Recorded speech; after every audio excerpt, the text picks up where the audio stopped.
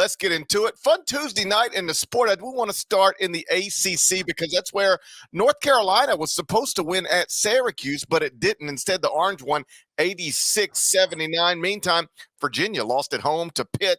Surprise, 74-63. So that's two Tuesday night upsets. Hashtag Tuesday night upsets at the top of the ACC standings. The byproduct is that Duke is now tied in the loss column with North Carolina atop the league standings. Deadled, what'd you make of a couple of surprising results in the ACC on Tuesday night? Happy Valentine's Day, bud. Happy Valentine's Day to you. Happy Valentine's Day. We get one of these, I feel like, every other year or so where we actually pot on Valentine's Day.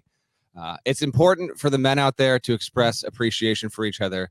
I love you. I love doing this podcast together with you. Okay. Hey, and I love you. And did you see on CBS Sunday Morning this past Sunday morning? My wife watches this every Sunday. It's her favorite show. Shouts to CBS Sunday Morning. They had an essay, like a verbal essay, whatever you call that.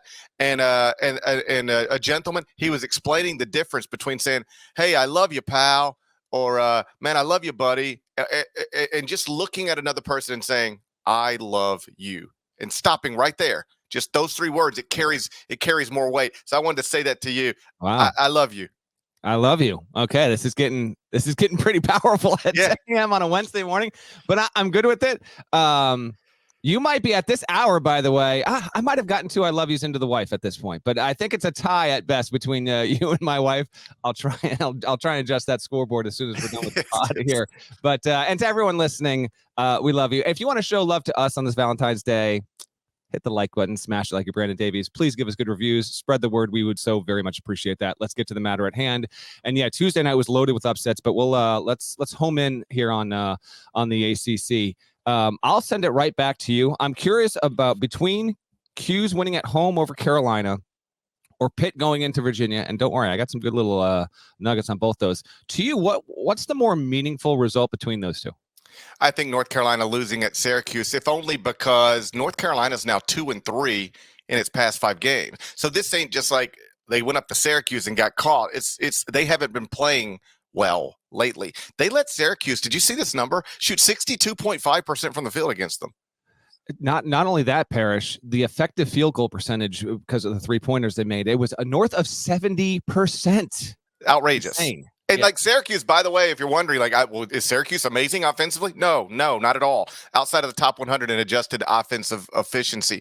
So North Carolina has now gone from 17-3 and projected as the 4th number 1 seed. We've been settled in on these number 1 seeds, at least the top 3, the first 3 for a while, in some order: Purdue, UConn, Houston. North Carolina 2 weeks ago was projected to be that 4th number 1. They've gone from 17-3 to 19-6. And I don't know if you know, but you can go to barttorvik.com and sort some data. It's very helpful, particularly when you have to talk about this stuff for a living. Yeah. North Carolina in its first 20 games was 17-3 record and had a defense that ranked 12th nationally, according to Torvik. Past 5 games, 2-3. That's the record. Defense ranks 130th nationally. They can't stop nobody, including Syracuse. 86-79, shoot nearly 63% from the field.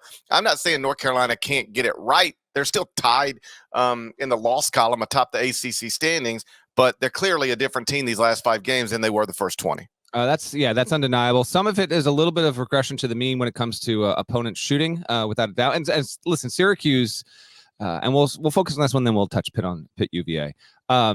I at least want to give a shout to Syracuse getting this kind of home win. You know, they get rid of Benny Williams a week ago.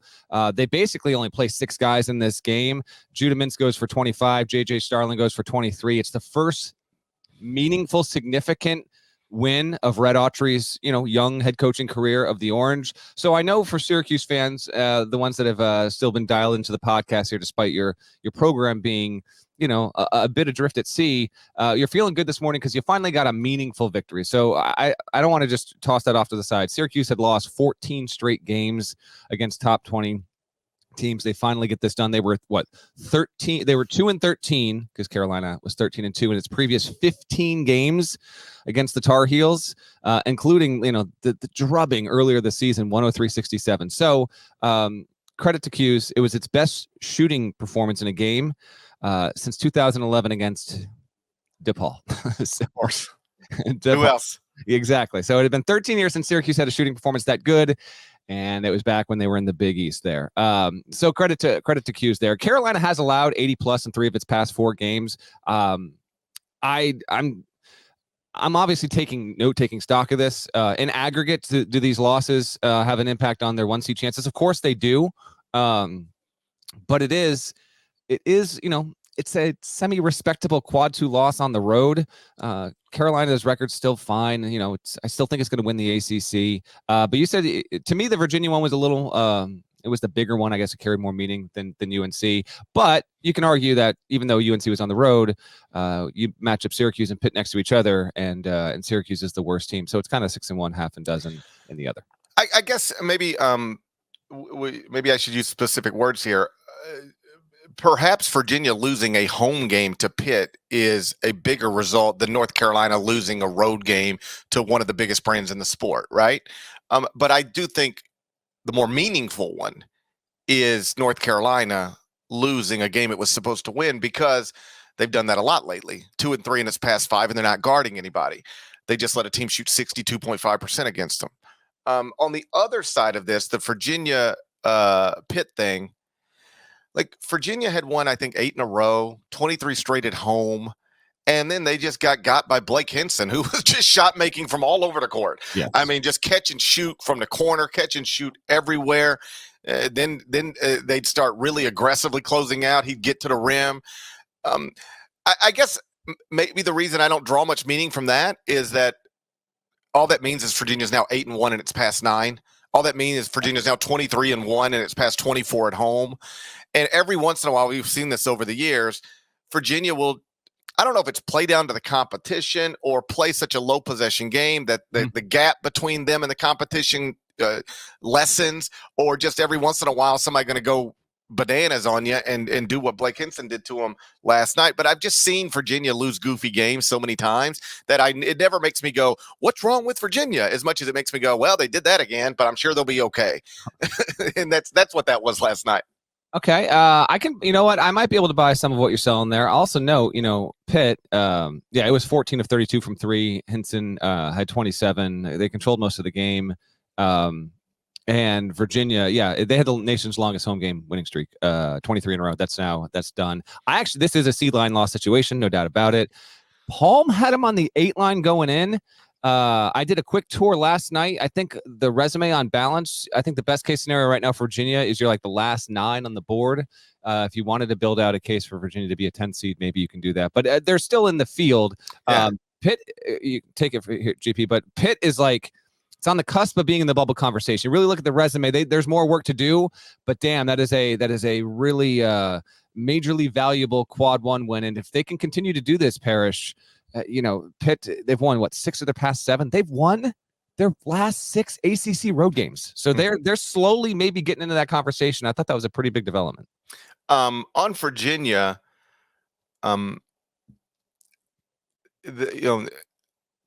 the one of the issues with the ACC now is that, and I know Virginia still won 8 of its past 9, but then you have your 8-game winning streak snapped in a place by a team it's not supposed to get snapped by, a sub 50 net team. If you start looking at the ACC ranks 4th in leagues according to the net. It's 5th according to KenPom, and every once in a while you'll hear a coach pop off about that, right? Those computers can't capture this or whatever, and Jeff Capel did it last season at Pitt. I think Steve Forbes had some similar comments earlier this season. One of the issues is that there's too much of that kind of stuff happening. The good teams losing to the teams they're not supposed to lose to.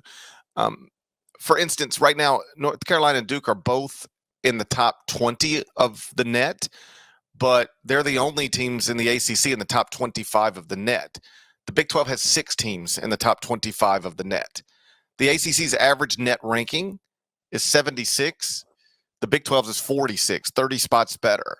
And what you might think is, well, that must be because of the bottom of the league. But the truth is, the ACC and the Big 12 both have 3 sub 100 teams in the net, both identical, both have 3. Everybody else is in the top 100.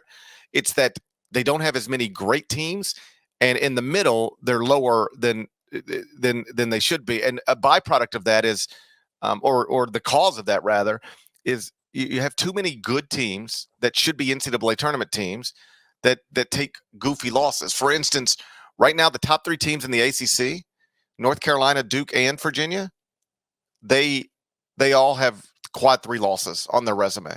Georgia Tech, and Notre Dame for Virginia. Georgia Tech beat Carolina and Duke. For comparison purposes, the top 4 in the Big 12, according to the net, that's Houston, Iowa State, BYU, and Baylor, 0 quadrant 3 losses. 5 of the top 6 in the Big 10, according to the net, 0 quadrant 3 losses. Top 3 in the SEC, according to the net, that's Alabama, Tennessee, Auburn, 0 quadrant 3 losses.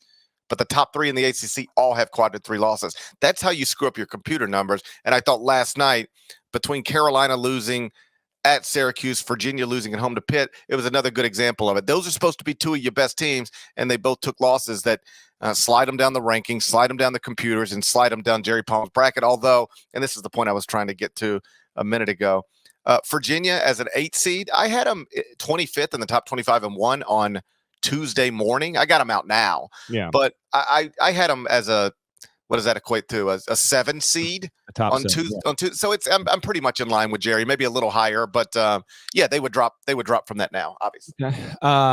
Virginia and Pitt obviously have not shared a conference for the past 50 years, but they have as of recently. Pitt's win last night was the first time it won in Seville in 50 years, 74. So a notable win for Jeff Capel. I thought it was really important. He had some nice things to say after the game. It's Pitt landed its, I saw this note from our researchers. It was the first time since Pitt was in the Big East in 2011 that it got back-to-back road wins over ranked opponents in conference play. So a lot of good developments there, because Pitt went into this season having not beaten a ranked team on the road, period, since 2012, 2013, so more than a decade. And now this season, they've gone to Duke and gotten a win. They've gone to Virginia, both teams ranked when they got it done.